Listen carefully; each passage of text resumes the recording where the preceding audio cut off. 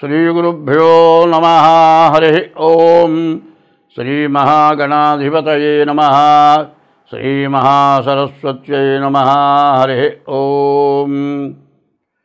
యకర్తా జగతాం భర్తా సంహర్తా మహసాం నిధిః ప్రణమామి తమాదిత్యం బహిరంతస్తమోపహం. 2025 సంవత్సరం నవంబర్ నెల. మరి 11వ రాశి కుంభరాశి. ఈ కుంభరాశికి ద్వితీయంలో శని ఉన్నాడు. ఈ ద్వితీయంలో ఉన్న శని కూడా మార్చి 30 నుంచి వక్రించి కుంభంలో మీనంలో ఉండేటువంటి బలాన్ని చూపిస్తున్నాడు. కాబట్టి ఈ కుంభరాశి వాళ్ళని రక్షించేటువంటి మానవుడు ఎవడు లేడు. అది మాత్రం నిఖరం. అది బాగా గుర్తుపెట్టుకోండి, జాగ్రత్తగా ఉండండి. ఈ రాశి వాళ్ళకి వ్యాపారం బాగుంది. మరి ఆస్తులు బాకీలు ఉంటే తీర్చుకొని ఆస్తులు స్వాధీనం చేసుకునే పరిస్థితి ఉన్నది. ఒకటే చెబుతున్నా, ఏమీ లేకపోతే బియ్యం ఉంటే చాలు, ఉప్పు వేసుకొని నీళ్లు పోసుకొని తిన్నా పర్వాలేదు. కానీ బయటికి పోయి అక్కడ అప్పులు మాత్రం తావద్దు. ఉన్న అప్పులు తీర్చుకుంటానికి ద్వితీయంలో ఉన్నటువంటి శని ధనాధిపతి, ధనాన్ని రక్షణ చేస్తారు. నిన్నటి వరకు మార్చి 30 లోపల వరకు మీ ఆస్తులు అమ్మినా కూడా పావలావంతుని తీర్చినా కూడా బాకీలు తీరవు. ఇప్పుడు మాత్రం మీ సంపాదనతో బాకీలు తీరే రోజుల దగ్గరికి వచ్చినాయి. కానీ ఈ బాకీలు తీరటంలో తినటానికి తిండికి కూడా గడవక బాకీలు తీర్చి ఇబ్బంది పడే రోజులు వచ్చినాయి. దానివల్ల బాకీలు తీర్చుకోండి, కష్టపడండి. మీరు ఏం తిన్నారు అని ఎవరు అడగరు, ఏం గుడ్డ కట్టుకున్నారని ఎవరు అడగరు. ఎవరు అడుగుతారంటే గొప్పగా అనుకునేవాళ్ళు, నా అంత గొప్పవాళ్ళు అనుకునేవాళ్ళు. నాకంటే వీడు బాగాలేడురా, వాడు బాగాలేడురా, వీడు బాగానే ఉన్నాడు, మనతో సమానంగా ఉన్నాడు, వాడిని మనం పిలవచ్చు. నీలాగా బాగా సంపాదించి బాగా గుడ్డలు కట్టుకున్న వాళ్ళు ఇంట్లో తిండికి లేకపోయినా సరే వాడిని పిలిచి పెడతారు. దరిద్రుని బాగు చేద్దామనే వాళ్ళు లేరు. నీవు దరిద్రంలో ఇబ్బందుల్లో ఉన్నావు కుంభరాశి. నిన్ను పలకరించేవాడు ఎవడు ఉండడు. నీ జాగ్రత్త పడితేనే నీకు మేలు జరుగుతుంది. వాళ్ళని వీళ్ళని చూచి మీరు గొప్పగా బతకాలని అనుకోవద్దు. పులిని చూచి నక్క వాత పెట్టుకుందిట, పులి మచ్చలు నక్కకు వస్తాయా?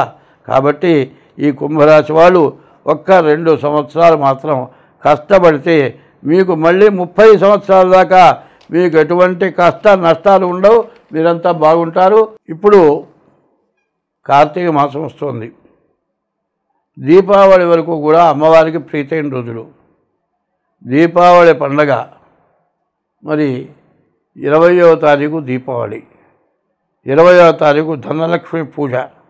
మీరు లక్ష్మీ పూజ చేసుకోండి. ఈ లక్ష్మీ పూజ చేసుకుంటే మీకు ఎంతైనా మంచిది. మరి 22వ తారీఖు నుంచి కార్తీక మాసం వస్తుంది. కార్తీక మాసంలో పొద్దున్నే తల మీద స్నానం చేసి ఇంట్లో దీపారాధన చేసి సూర్య నమస్కారం చేసుకొని శివాలయానికి వెళ్ళి బియ్యపు రవ్వ పంచదార కలిపి పుట్టలకు వెయ్యండి. మారేడు దళాలు తీసుకొని వెళ్ళండి. ఈశ్వరుడికి మారేడు దళాలు ఇవ్వండి. ఈశ్వరుడికి 11 ప్రదక్షిణాలు చేయండి. దీన్ని చండీ ప్రదక్షిణ అంటారు. గుళ్ళు అడిగితే చెబుతారు. ఆ చండీ ప్రదక్షిణ చేయండి. ఇట్లా చేస్తే మీ ఇబ్బందులన్నీ కూడా తీరుతాయి. మీ డేట్ ఆఫ్ బర్త్ ద్వారా మీ జాతకం వేయించుకోండి, అన్ని విధాలా బాగుంటుంది. ఇప్పుడు మేషరాశి దగ్గర నుంచి మీనరాశి వరకు అన్ని రాశులకి కలిసి వచ్చే మార్గం ఒకటి చెబుతా. ఎట్లా అంటే, ఏమండి డేట్ ఆఫ్ బర్త్ రాశారు అంటారు. శిరస్సు కనపడగానే పుట్టినట్లు. ఒక పిల్ల బిడ్డ 10 నిమిషాలు బయటకు వస్తుంది, 15 నిమిషాలు, 20 నిమిషాలు. ఇంత ఒత్తిడితో బయటకు వచ్చిన తర్వాత ఏడు చేసేటప్పటికి ఇంకో 10 నిమిషాలు, అర్ధ గంట పడుతుంది. మరి టైము తేడా, లగ్నం తేడా, నక్షత్ర పాదం తేడా, నక్షత్రం తేడా, ఇట్లా వచ్చి చెప్పిన జాతకమే తారుమారవుతుంది. ఒకవేళ సరిగ్గా ఉన్నా మీరు చేసుకున్న పాపం వల్ల కొంత నష్టం జరుగుతూ ఉంటుంది. మరి ఇవన్నీ కూడా మహాపాపాలు. వంశంలో కొంతమంది మహాపాపాలు చేస్తారు. వాళ్ళు చేసిన పాపం బిడ్డ తరం అనుభవించాల్సి వస్తూ ఉంటుంది. ఎన్ని శాంతులు చేసినా, ఎన్ని పూజలు చేసినా ఆ బాధలు తీరవు. చూడండి, ఈ కలియుగంలో విపరీతమైన పాపం పెరిగి ఈ సంవత్సరం వచ్చినంత బాధలు ఎవ్వరికీ రాలే, ప్రపంచం అందరికీ వచ్చింది. ఈ బాధలు ఎందుకు వచ్చినాయి? మనకు తెలిసి చేతులారా పాపం చేసుకున్నావు. ఆ పాపం నివృత్తి కాక ఈ బాధలు వస్తున్నాయి. కాలికి దెబ్బ తగిలితే మందు వాడకపోతే కాలు మానుతుందా? నువ్వు చేసిన పాపానికి దైవాన్ని పూజించకపోతే ఈ బాధలు పోతాయా?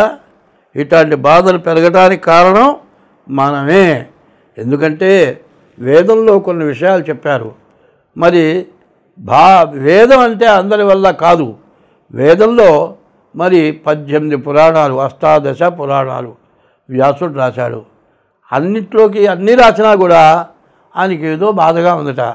నారదుడు చూసి, ఏందయ్యా ఏదో పరాయజానంగా ఉన్నావు ఏమిటి అంటే, ఏమిటోనండి ఇన్ని పురాణాలు రాసినా నీదేంతో తప్పు చేశాననిపిస్తోంది అంటే, అప్పుడు ఆయన అన్నాడు, నువ్వు ఎన్ని పురాణాలు రాసినా దైవాన్ని పూజించే విధానం, దైవ భక్తి కలిగింది నువ్వు ఏది రాయలేదయా. అందువల్ల దైవ భక్తి రావాలి అంటే రామాయణ, భారత, భాగవతాలు అన్నిట్లో కలిపి మరి భాగవతం అనేది రాయమన్నాడు. ఆ భాగవతం ఎట్లా ఉంటుందంటే, భాగవతం భాగవతం భాగవతం భాగవతం అంట మొదలు పెడితే భాగవతం చెడిపోం భాగవతం. అటువంటి భాగవతంలో గజేంద్ర మోక్షం అని ఉంది. ఈ గజేంద్ర మోక్షం 40 రోజులు చేయించుకుంటే మీకు ఎటువంటి దోషాలున్నా పోతాయి. కాదు అంత ఓపిక లేదు, 21 రోజులు చేయించుకోండి. కాకపోతే 11 రోజులు చేయించుకోండి. ఏమండి పుస్తకాలు అమ్ముతున్నారు, మేము చేసుకుంటామంటే దాంట్లో ఒక పద్యం చెబుతాను.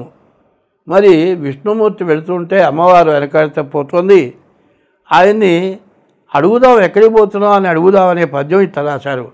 అడిగేదన నీ కడుబడి జను నడిగిన తన మగడు నుడుగడని నడ యుడుగున్ వెడనెడ సిరిముడి తడబడ నడుగిడు నడుగిడదు జడేమ నడుగిడు నెడలను. ఈ పద్యం ఎవరన్నా ఒకసారి పుస్తకం చూసిన వాళ్ళు చెప్పగలుగుతారా? ఇట్లాంటి కఠినమైన పద్యాలు ఉన్నాయి. వాటిని తప్పుపడకుండా పారాయణ చేయాలి. మరి సప్తశతిలో మరి భార్యాము రక్షత భైరవేమనుంది. వాడు పొరపాటు పడి భార్యాము రక్షత భైరవేం అనే బదులు భార్యాం భక్షత భైరవేం అన్నాడు. భార్యను తినేసింది అమ్మవారు. కాబట్టి తప్పులు పడితే దోషాల వల్ల ఇబ్బంది వస్తుంది. కాబట్టి జాగ్రత్తగా చేసే వాళ్ళ చేత అది పారాయణ చేయించుకోండి. మరి ఇట్లా చేస్తే మీకు అన్ని విధాలా బాగుంటుంది. అవసరమైతే మాకు ఫోన్ చేయండి, దానికి తగిన ఫీజు చెల్లించి మరి ఆ భాగవతం పారాయణ చేయించుకోండి. నేను ఇప్పటికీ కనీసం 25 సంవత్సరాల నుంచి చేస్తూ ఉన్నాను. అనేక కష్టాల్లో నేను బతకడం కంటే చచ్చిపోదామన్నంత పరిస్థితి వచ్చింది. ఎన్నో యాక్సిడెంట్ అయినాయి, ఎన్నో ఆపరేషన్లు అయినాయి.